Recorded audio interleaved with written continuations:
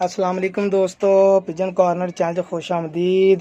यार तुहानू मैं अज अपने अंटीक जे कबूतर का शौक कराना। अंटीक कबूतर जेडे बहुत ही घट कबूतर आ। देखो जरा, ए देखो इहदी अख, देखो देखी, ए देखो अख, ठीक है। देखो इहदी अख माशाल्लाह गहरी नीली फिरोजपुरियां दे कबूतरां चो अख इहदी माशाल्लाह, जेडे फिरोजपुरी हुंदे कबूतर, ठीक है। देखो तो नीली गहरी अख माशाल्लाह, ब्रीडर अख, आउट क्लास किस्म के देसी पुराने कबूतर जेडे, इन्हां चो फिरोजपुरी बना लो, इन्हां चो जो मर्जी नस्ल बना लो, बांके बना लो, ठीक है।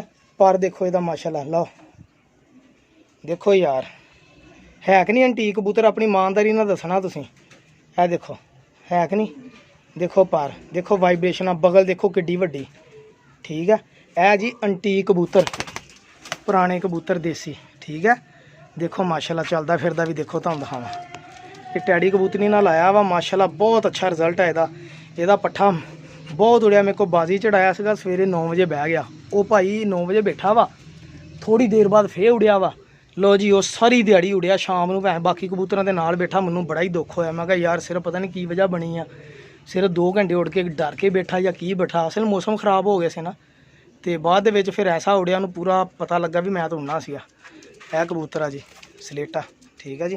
बहुत मेहरबानी, शुक्रिया। पिजन कॉर्नर चैनल सबसक्राइब करता, जज़ाकल्लाह।